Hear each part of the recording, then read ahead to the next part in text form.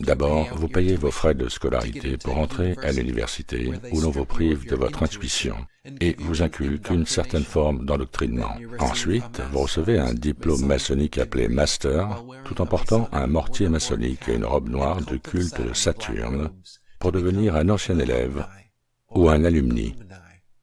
L'obtention d'un diplôme signifie accélérer ou ralentir le progrès. Comme le dit Jordan Maxwell, le véritable sens de l'obtention d'un diplôme réside dans l'endoctrinement progressif.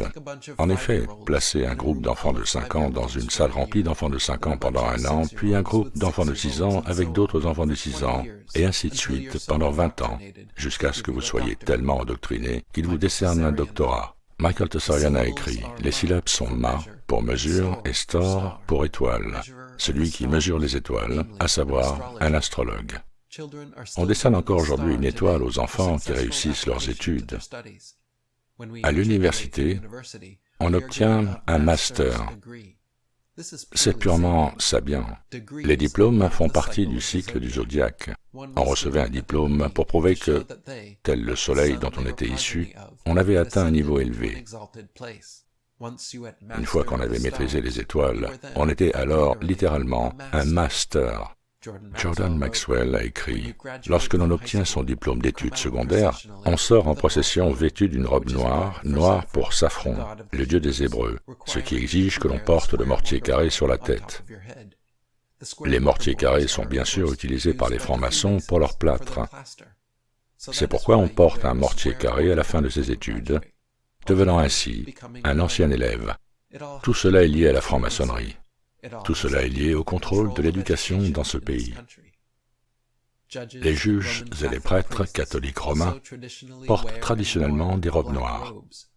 Les juges disposent d'un marteau maçonnique qu'ils frappent pour proclamer la loi. L'idée de loi provient des 10 commandements écrits sur la pierre. Et il est donc dit que vous brisez ou transgressez la loi. Les juges siègent toujours sur une estrade à 3 niveaux représentant les 3 premiers degrés bleus de la franc-maçonnerie. On retrouve cette même estrade à 3 niveaux au Congrès, et l'autel de la plupart des églises catholiques et protestantes est également à 3 niveaux. C'est aussi la raison pour laquelle on obtient ou on donne à quelqu'un le 3e degré, apparenté au 3e degré de la maçonnerie, où l'initié doit répondre correctement à une série de questions pour devenir maître maçon. Il y a généralement un portail autour des autels des églises, tout comme il y a des portails à battants dans chaque salle d'audience. À l'église, les fidèles se lèvent tous pour saluer le prêtre, tout comme ils se lèvent à l'entrée du juge. Le juge suspend ensuite l'audience, car il est au tribunal, jouant aux 10 commandements avec des avocats qui jouent la dialectique protagoniste-antagoniste, faisant rebondir l'avantage sur le terrain de l'autre. Dans la salle d'audience, les témoins doivent poser la main sur l'Ancien et le Nouveau Testament avant de témoigner, tout comme on appelle souvent témoignage le sermon d'un prêtre. Remarquez également l'homme de la lune dans témoignage et sermon. Lorsqu'un témoin prête serment, une main est posée sur la Bible tandis que l'autre est levée.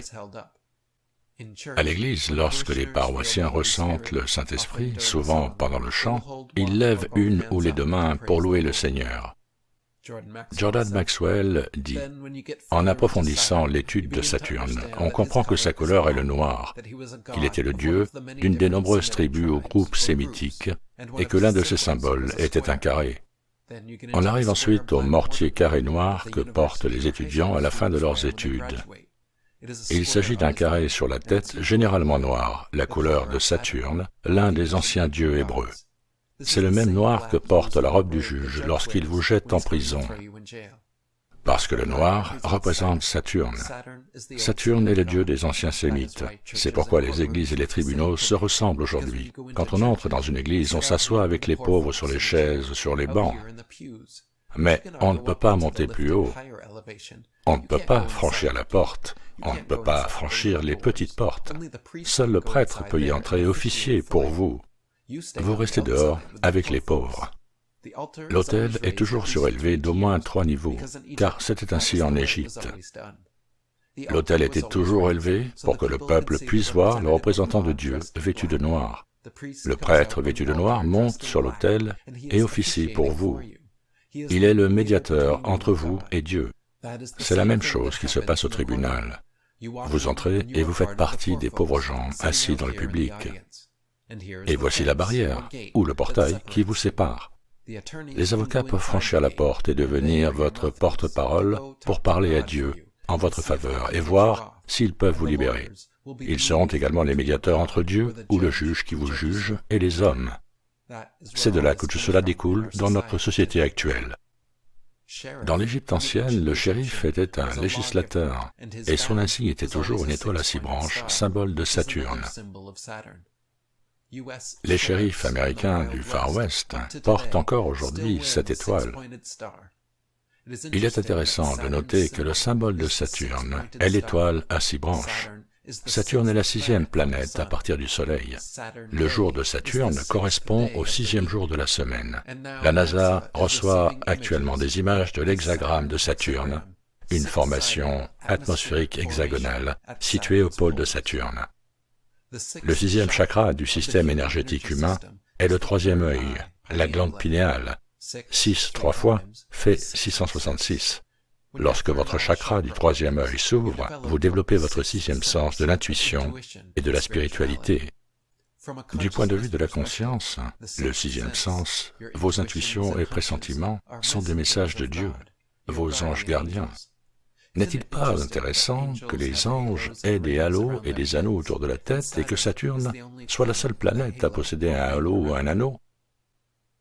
Jordan Maxwell écrit, « C'est pourquoi aujourd'hui, lorsque vous vous mariez devant Dieu, et le symbole de ce Dieu est l'anneau que l'on se passe au doigt, l'anneau de Saturne. Au cours du mariage, on commence également à comprendre le lien avec Saturne. Ainsi, lorsqu'on se marie, on porte une bague, et le symbole de ce Dieu est l'anneau de Saturne.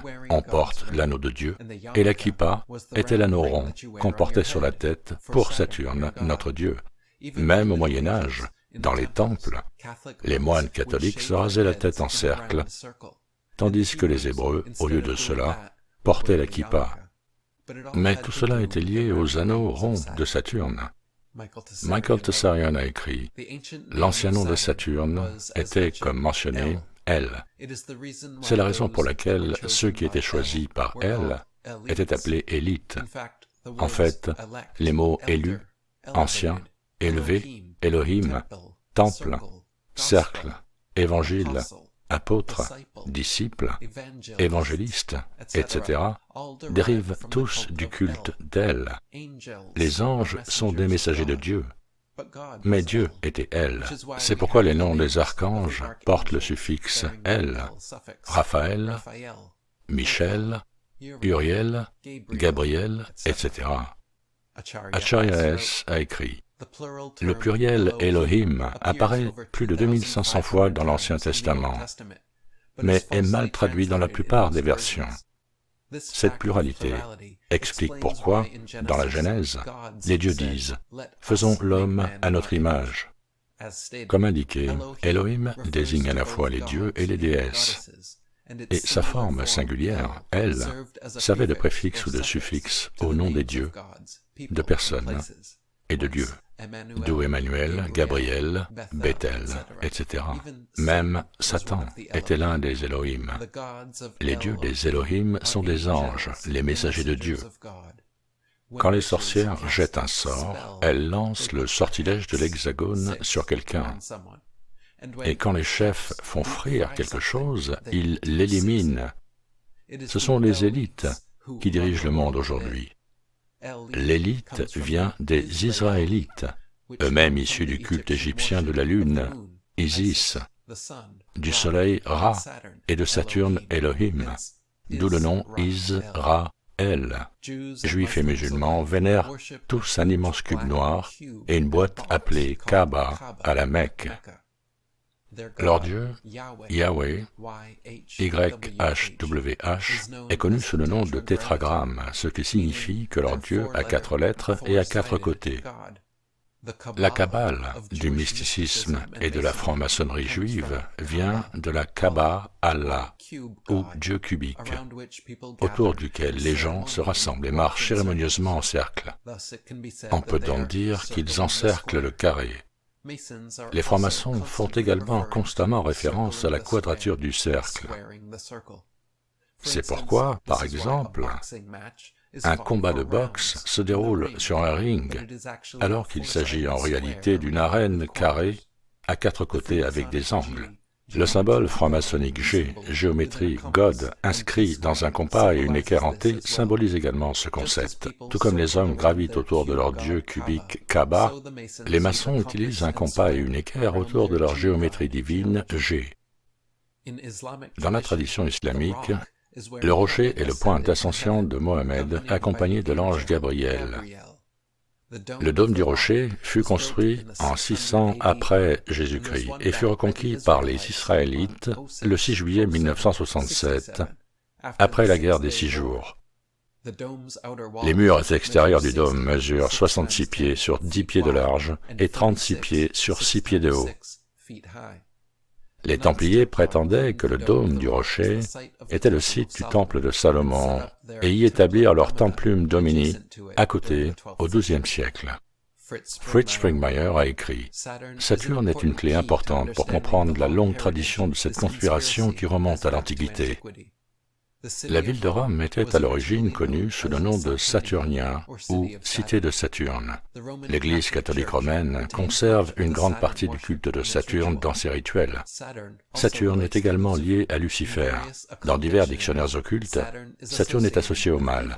Saturne était important pour la religion de Mithra et des druides. Le noir est à la fois la couleur de Saturne et celle de Satan.